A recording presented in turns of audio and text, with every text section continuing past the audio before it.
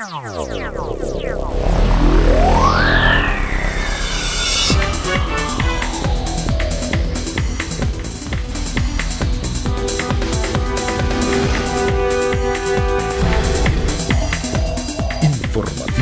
Mira TV está en ti.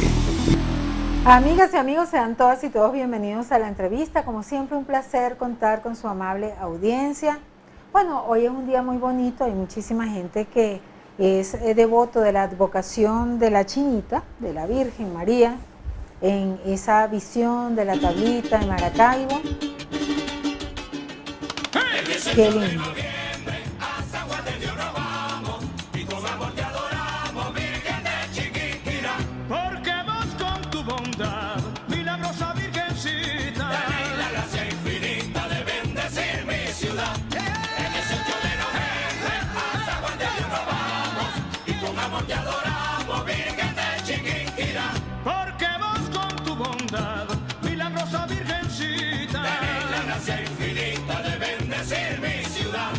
Wow, qué lindo.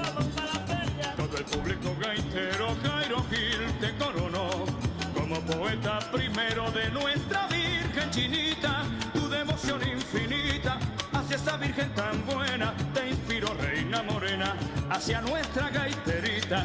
Todo el público gaitero Jairo Gil te coronó como poeta. Qué bello. Ese video me lo mandó mi colega y amiga personal Edicta Gómez.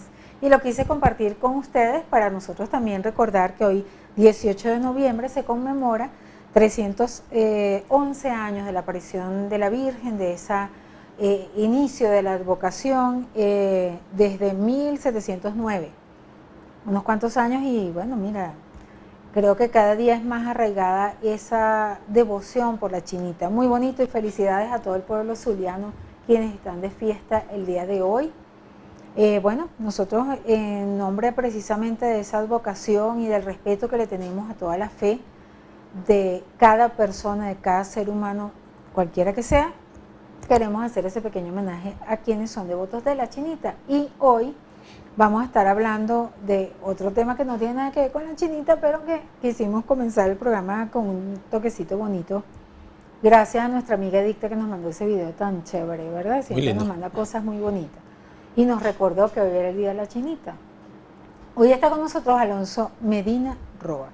Él es candidato de Copey a la Asamblea Nacional por el circuito número 1. Es también abogado, por supuesto un abogado venezolano que ha hecho un trabajo muy interesante en torno a los derechos humanos. De hecho es especialista en derecho penal, especialista en derechos humanos y defensor de los derechos humanos a través de una gestión que ha realizado muy interesante, porque lamentablemente aquí hay trabajo para los defensores de los derechos humanos en Venezuela. Hay personas que están detenidas por el Estado venezolano que, de acuerdo a lo que se establece, es por su manera de pensar. Y eso obviamente es una violación de derechos humanos. Requiere de este tipo de intervención de profesionales como Alonso Medina, que generalmente son personas que tienen más una vocación, ¿verdad?, para hacer ese tipo de defensa. Es algo muy osado, creo yo, las personas que se meten en estas lides, porque sobre todo porque cuando está en proceso la violación de derechos humanos, también está en el poder quienes están violando esos derechos. Y es también arriesgado. O sea, es arriesgado defender derechos humanos en un país donde se violan derechos humanos, porque hay un Estado que lo está haciendo así. ¿Cómo te sientes tú en esa líder? Sí, efectivamente. Bienvenido. Alonso. Gracias, un placer saludarla. Efectivamente, en los últimos 20 años me he dedicado a la defensa de presos políticos, a la lucha por los derechos humanos, a la lucha por el cese de la persecución política. Recordemos que al día de hoy tenemos aproximadamente 400 presos políticos, un número importante de venezolanos en el exilio y una situación mucho más compleja en todo lo que tiene que ver con el tema de los derechos humanos, particularmente con el tema de educación, con el tema de salud, con el tema de agua potable, servicios públicos, que a fin de cuentas son temas de derechos humanos también. Así que nos tenemos un escenario muy complejo en cuanto a esta materia se refiere. Hemos tenido, inclusive en estos días se están desarrollando una cantidad de juicios ante los tribunales penales y penales militares sobre temas de casos políticos. Esperemos que tengan un resultado, un final feliz, esperemos que puedan recuperar la libertad todo y cada uno de los presos políticos en Venezuela, pero son realidades muy dolorosas que a veces inclusive la sociedad se mantiene muy ajena a estos tiempos. El tema de las torturas ha sido una realidad en la sociedad venezolana en los últimos tiempos, que por cierto, no solo afecta a quien sufre la tortura como tal, sino que este es un tema que genera profundas heridas sociales. Y muestra de esto ha sido el tema de lo que ocurrió en los diferentes países del Cono Sur, acá en América, hace algunos años con respecto a esto. Heridas que, por cierto, al día de hoy no se han sanado. Y por eso, desde las diferentes ONG en las que yo he participado como defensor de derechos humanos, este es un tema que nos preocupa profundamente y que hemos trabajado con vocación, con mucha mística, pero con mucho compromiso también por los derechos humanos y con la sociedad venezolana. Fíjate que la defensa de los derechos humanos, como decíamos, primero que tiene toda una cantidad está estructurado de una manera muy universal, obviamente, pero también muy específica de acuerdo al país. En el caso de Venezuela, constitucionalmente, inclusive se establece digamos, el apoyo a cualquier cambio que se dé desde la perspectiva legal para defender los derechos humanos. Sin embargo, en la práctica, pues el hecho que exista violaciones es muy difícil, pues es muy duro para un país y es una herida, como señalas tú, quizás imborrable, quizás que nunca se borrará porque el abuso cuando la persona tiene que defender y no defiende, sino que vulnera, es algo, creo que no se puede perdonar. Sin embargo, bueno, obviamente son delitos que no prescriben, tienen una serie de características para perseguir precisamente a quien está vulnerando el derecho de las personas a ser defendidos por él mismo. Sí, mira, es un tema exageradamente complejo. Si bien es cierto que tenemos una constitución que establece un respeto legal, en la letra, en la norma, se establece un respeto por el tema de los derechos humanos, inclusive se incorporaron en el 99 algunas cosas importantes como el tema de los pactos internacionales en esta materia que son reconocidos como ley nacional. Y hasta los que no existen, vemos los reconoce la una Constitución. realidad distinta, ¿ok? Vimos recientemente, ayer, inclusive vimos un pronunciamiento del fiscal sobre el tema de las actuaciones de un organismo policial, que por cierto no es algo aislado. En las zonas populares de Venezuela, reconoce el abuso en las zonas populares de Venezuela, eso pasa día a día. El tema de los derechos humanos, de la violación de los derechos humanos, de las torturas, de las detenciones arbitrarias, del desconocimiento del debido proceso, de la violación del derecho a la defensa, se ha visto, se ha notado, ha resaltado en los últimos 20 años con el tema de los presos políticos. ¿Qué pasa Pero en un cuando tú país vas a esas cuando un zonas fiscal populares, cuando tú no vas a esas zonas reconoce? populares, para terminarte la idea, cuando tú vas a esas zonas populares, nos conseguimos con cantidad de familias que día a día son víctimas de los atropellos, del desconocimiento de sus derechos por los organismos policiales, y eso queda en silencio. Ahí vemos cantidad de gente en las cárceles venezolanas, algunos con cierta responsabilidad por haber incurrido en algún delito, pero también nos conseguimos a muchos inocentes. A esos sectores populares no se les da respuesta, no se oye con el tema de los derechos humanos. Eso ha pasado a ser, tristemente, ha pasado a ser algo cotidiano, algo de la cotidianidad de los barrios venezolanos. Y ese tema, ahora lo vemos el fiscal general, el día de ayer, generando una alarma con respecto a unas actuaciones de unos funcionarios policiales, que vuelvo y te repito, es la cotidianidad venezolana, porque el tema de la tortura pareciera ser que forma parte de lo que es la genética policial en Venezuela, y eso hay que atenderlo. Y eso no debe ser, es incorrecto. Evidentemente que eso nos demuestra lo que es el desprecio por la ley, lo que es el desprecio por la condición humana y el irrespeto cotidiano, el respeto permanente de todas las normas constitucionales y procesales. Pero tú sabes que es lo más triste frente a esta realidad, el silencio cómplice de las instituciones, la pasividad con la que ha actuado, por ejemplo, la Defensoría del Pueblo, las acciones espasmódicas del Ministerio Público, el silencio cómplice de los tribunales de la República.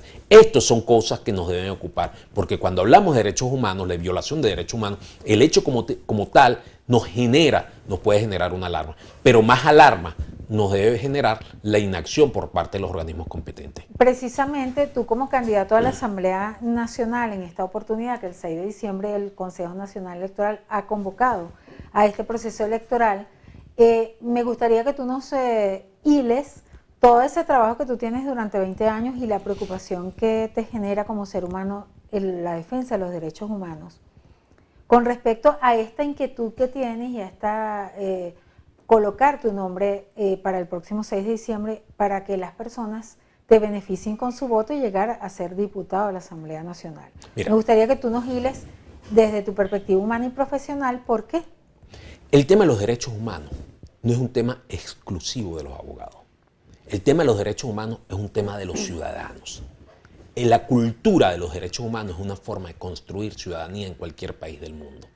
Hay que entender la situación de los derechos fundamentales con una visión mucho más amplia, como lo refería al principio del programa. El tema del acceso al agua potable es un derecho fundamental. El derecho al voto es un derecho fundamental. El derecho a la educación, a la salud, al medio ambiente, todos estos derechos son derechos fundamentales. Y lo que hemos planteado es poner a la orden, de los ciudadanos toda esta experiencia que hemos tenido en la lucha y en la promoción de los derechos humanos en los últimos 20 años. ¿Para qué? Para continuar en este trabajo desde la tribuna de la Asamblea Nacional. La Asamblea Nacional, como lo hemos referido en oportunidades anteriores, no puede seguir siendo una tribuna única y exclusivamente para el debate político. La Asamblea Nacional la debemos convertir en una tribuna para la lucha por los derechos humanos, en una tribuna para la defensa del ciudadano, en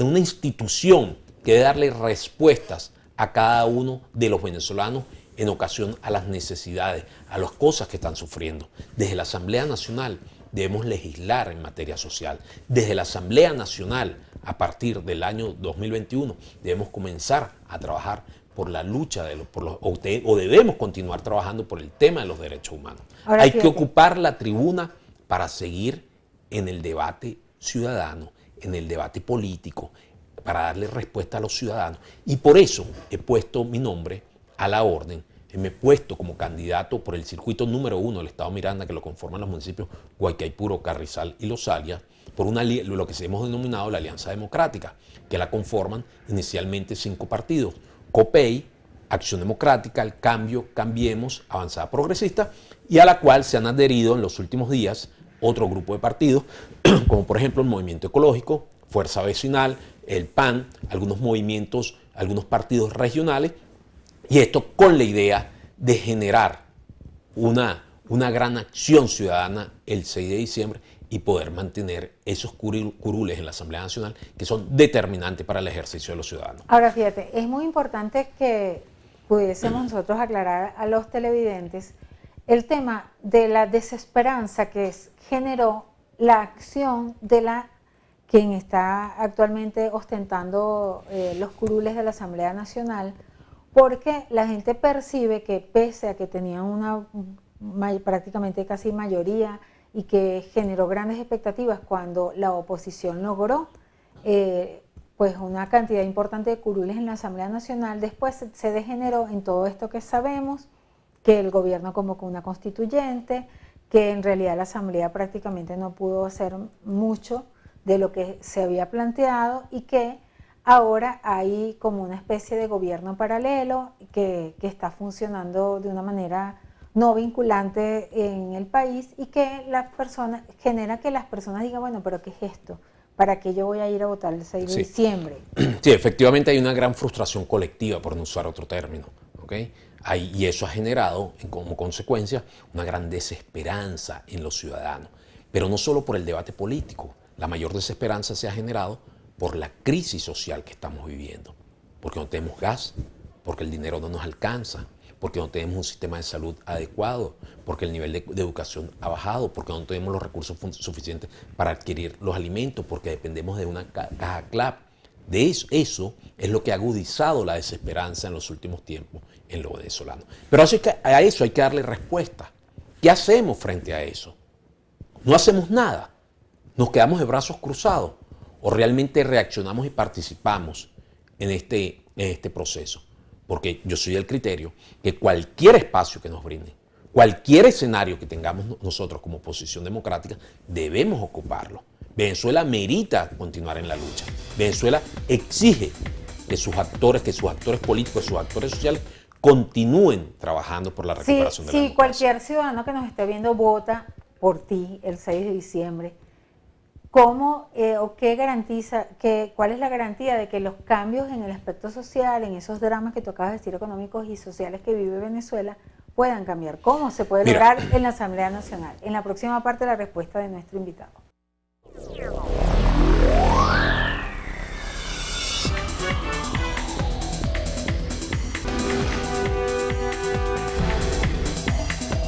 Informativo Mira TV está en ti.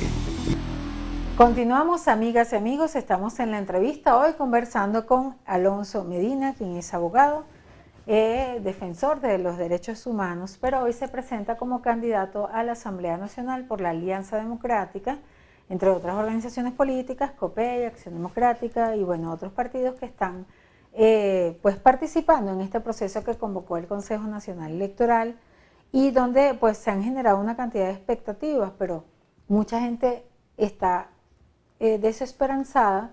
Hay un sector que se dice oposición que está llamando a no participar y los problemas sociales, económicos, cada día se agudizan más con un dólar que sube, los salarios se mantienen en bolívares, es decir, un drama social y humano de proporciones insospechadas. Me comentabas qué podemos hacer desde la Asamblea Nacional. Mira, hay que entender cuál es el rol de la Asamblea Nacional. El rol por excelencia es el tema de legislar, es hacer leyes que beneficien a los ciudadanos, es dictar todo el ordenamiento jurídico por el cual se va a regir el país, es decir, aprobar o no las leyes que se planteen en la Asamblea. Y la otra función que tiene la Asamblea Nacional es la de ser una especie de veedor, de supervisor de la forma cómo se administran los recursos del Estado. Es decir, cómo el Ejecutivo Nacional, el presidente y sus ministros, distribuyen los recursos del Estado, el dinero de los venezolanos, para invertirlos en diferentes acciones u obras. Esa es otra función que tiene la Asamblea Nacional. ¿Qué proponemos nosotros? Legislar en materia social, diseñar un plan legislativo que genere beneficios tan palpables a cada uno de los ciudadanos. El gobierno tiene un poco de programas sociales. Por ejemplo, exactamente, el tema de los programas sociales. El tema de los programas sociales, las políticas públicas en cuanto al asistencialismo, los programas sociales, se ha convertido en un mecanismo de extorsión ciudadana. El tema de las cajas CLAP. Si estás conmigo, te la doy. Si eres simpatizante de un partido, te la doy. Si sales a manifestar, te quito la caja. Si no participas en una acción política de mi partido, te quito la caja. Eso no puede ser. Los programas sociales deben ser para todos los venezolanos. Eso tiene que estar normado, tiene que estar en una ley donde la distribución de los programas sociales sean para todos los venezolanos. Cosas como esta es la que planteamos nosotros para la próxima Asamblea Nacional. Y el tema económico, además que es un tema mucho más complejo, porque debo decirte que este es el único país del mundo donde hay una dolarización de facto sin que exista ningún decreto o pronunciamiento por parte del Ejecutivo Nacional. Pero una dolarización entre comillas, porque tenemos una dolarización en lo que es los egresos, en el gasto, en el pago, pagamos, consumimos pero con dólares, pero los ingresos son en bolívares. Entonces tal dolarización no existe, porque no hay una conexión en la forma como generas tu ingreso y tus egresos. ¿Okay? Pero el trabajador, el docente, el policía, el bombero, los funcionarios públicos, todos los maestros, los médicos que trabajan en el hospital, ganan en bolívares. Los enfermeros ganan en bolívares. Pero cuando van al mercado, tienes que pagar en dólares. Entonces, esa dolarización como tal no existe. Sobre eso tenemos que legislar. Sobre eso tenemos que atender. Porque a fin de cuentas, ¿qué es lo que está planteado en el país? Un caos por el tema de la falta de producción. Un caos que se genera por la falta de seguridad jurídica. Porque si no hay un ordenamiento que brinde seguridad jurídica al país, por supuesto, no hay inversión. Y si no hay inversión, no hay empleo. ¿Y las sanciones? Yo creo que el tema de las sanciones le estamos atribuyendo a las sanciones una cantidad de situaciones que simplemente son el fracaso de las políticas públicas del gobierno. Por ejemplo, el tema de la producción petrolera. Cuando nosotros vamos a ver el tema de la producción petrolera, lo primero que nos dicen, eso es producto de las sanciones. Pero ¿y por qué? Yo los invito a revisar el plan de reivindicaciones salariales de los trabajadores de la industria petrolera, la formación de la meritocracia en la industria petrolera. Yo les invito a revisar la inestabilidad jurídica que tiene PDVSA con los contratistas con los ¿Cómo temas enfrentar extranjeros. todos esos problemas Entonces, económicos desde la Asamblea? evidentemente que ¿Qué tenemos que hacer? legislar, tenemos que hacer leyes que regulen todo este funcionamiento, poner las normas claras para establecer, Mucha gente dice hablarlo que, en términos llanos. que la actual directiva de los partidos que te apoyan, Acción Democrática, COPEI, etcétera, son proclives al gobierno por la intervención reciente de la judicialización de esas organizaciones políticas. Mira, yo fui presentado en esta contienda, en este proceso electoral, fundamentalmente, o quien hace la propuesta inicial es el partido COPEI. Un partido de donde vengo, donde me formé, donde en mi época de juventud tuve una militancia, ocupé cargos en la directiva juvenil de COPEI, un partido que tiene un problema judicial desde hace 11 años. ¿Okay? COPEI no viene con un problema de las últimas horas o de los últimos meses. Son 11 años donde se han planteado diferencias internas, donde el Tribunal Supremo de Justicia entra a conocer la situación de COPEI a petición de unas acciones judiciales que ejercieron algunos copellanos. Yo creo que aquí estamos en un momento importante y siempre lo he dicho a lo largo de mi campaña, que hay que comenzar a hablar con la verdad. Aquí hay dos cosas fundamentales que debemos hacer: humanizar la política y hablar con la verdad. El problema de COPEI no es un problema nuevo. El problema de un COPEI tiene un problema que tiene 11 años, que a lo mejor ha sido producto de que en ese partido se aceptan las diferencias, se acepta que la gente piense distinto, y esas son las cosas que han generado todo esto. Pero no es un tema de que esté judicializado por un tema de las elecciones y que la Asamblea Tribunal Supremo haya designado una directiva por esto. Podría generar mucho debate, pero partido COPEI como tal hay uno. Hay uno solo. Eso es que si hay un COPEI que hay un COPEI el otro, no. El partido es uno. La tarjeta es una. ¿Ok? Y esas son las situaciones que hay que entender. Las diferencias internas en los distintos partidos, eso ocurre. Que ha habido judicialización, eso también es verdad. Pero hay que revisar dónde ha habido judicialización por iniciativa de algunas personas externas a los partidos y cuáles son la judicialización o la intervención del Tribunal Supremo de Justicia en un partido por problemas internos, donde esta ha sido generada por petición de los mismos militantes. Alonso, tú eres candidato de una manera nominal, eso quiere decir que hay un compromiso con una región específica, correcto, pese a que tu cargo va a ser nacional. Pues sabemos que muchas personas han venido en el pasado histórico a buscar sus votos, a hablar con la gente, a hacer una especie de compromiso, aun cuando obviamente la función de la Asamblea Nacional es legislativa y contralora, no ejecutiva, pero hay una especie de compromiso, etcétera, con la región por donde tú estás solicitando ser apoyado por el voto popular. Me gustaría, en el caso de los Altos Mirandinos, ¿cuál es tu planteamiento para esta región? Mira, la realidad de los Altos Mirandinos no es muy distinta a la realidad del país. Cuando nosotros vamos, por ejemplo, a Altagracia, la montaña, y vemos que hay un ambulatorio que tiene más de 6 meses donde no va un médico. Cuando nosotros vamos a Tácata, que hay un río ahí al lado y resulta que no hay agua potable. Cuando nosotros vamos a Los Teques y vemos el problema del gas, o cuando vamos a San Antonio, a Carrizal y vemos el problema del servicio eléctrico, como lo vimos este fin de semana también para Coto, vemos que son realidades sociales que estamos viendo a lo largo y ancho del país. De tal manera que hay que generar planteamientos y lo que he dicho en reiteradas oportunidades, legislar en materia social.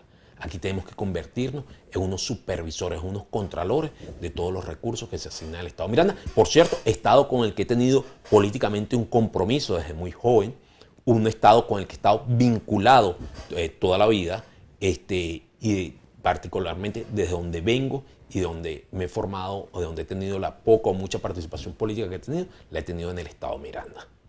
¿Cuál sería en todo caso el planteamiento para los Altos Mirandinos? Legislar en esta oportunidad. Hay que darle respuesta a la gente sobre el tema del problema del gas. Hay que darle respuesta a la gente sobre el tema de educación, el medicamento. Aquí vemos las condiciones en que está el hospital. ¿Okay? Eso hay que atenderlo. Por eso nosotros hemos hablado, y hemos hablado en diferentes escenarios. Aquí la Asamblea Nacional tiene que ser una tribuna para debatir las formas para darle respuesta a la gente. Tenemos que legislar en la materia social y esa debe ser nuestra prioridad, atender al ciudadano. Podríamos seguir con los debates políticos por mucho más tiempo, pero tenemos que darle respuesta a esa necesidad de cada uno de los venezolanos. Y por eso tenemos que legislar fundamentalmente en temas sociales. ¿Tienen preparado ya todo lo que es la estructura para la participación el 6 de diciembre y la defensa del voto?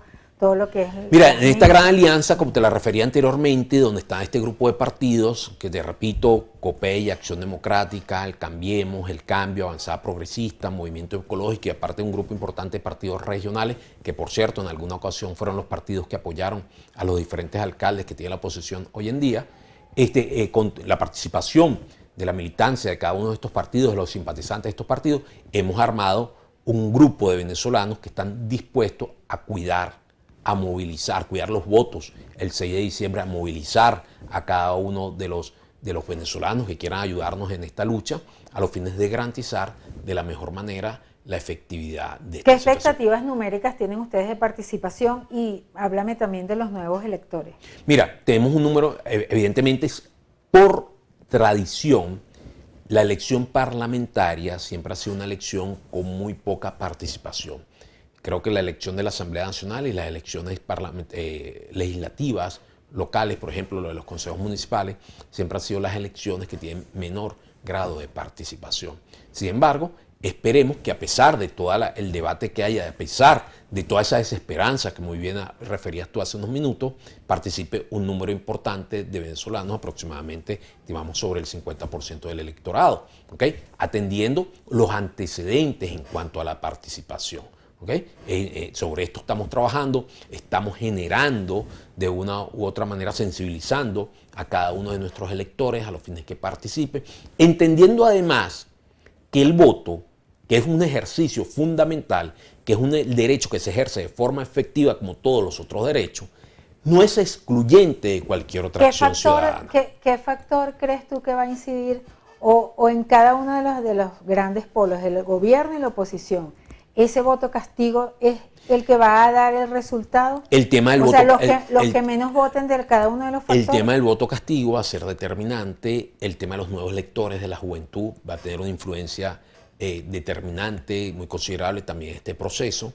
Y por eso, una de las cosas que estamos haciendo es invitando a esos jóvenes que se han visto frustrados en sus sueños, a esos jóvenes que de una u otra manera pareciera ser que no tienen ilusión o no ven un camino claro en Venezuela, los estamos invitando a participar, a incorporarse en esta lucha, que es un compromiso con Venezuela, es un compromiso con el Estado Miranda y con los altos mirandinos. Aquí lo que nosotros venimos es a ofrecer nuestra experiencia en este tema, particularmente todo lo que ha sido el tema de los derechos humanos, y ponerlo a la orden de los ciudadanos para, a partir de enero del 2021, comenzar desde la Asamblea Nacional a tratar este tema como un tema de inclusión, como una bandera de encuentro entre los venezolanos a los fines de generar mejor calidad de vida entre todos. Para finalizar, un compromiso de Alonso Medina con los habitantes de los Altos Mirandinos y de toda Venezuela, por supuesto. Mira, como te digo, yo pongo mi experiencia a la orden, mi compromiso es trabajar, es asumir un compromiso para representar los Altos Mirandinos, para representar el Estado Miranda,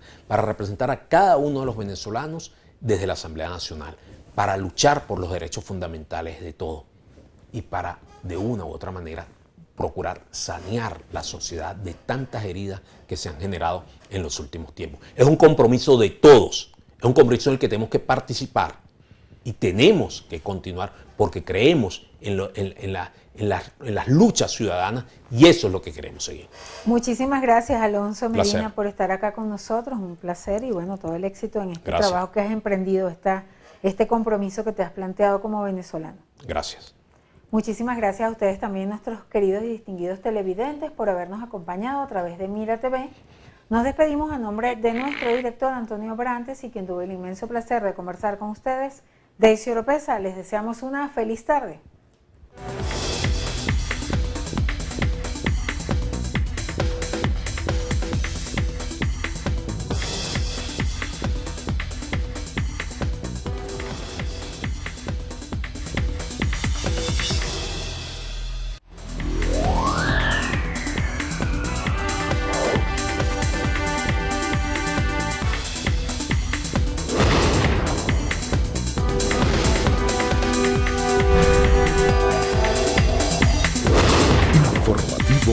Vida TV está en ti.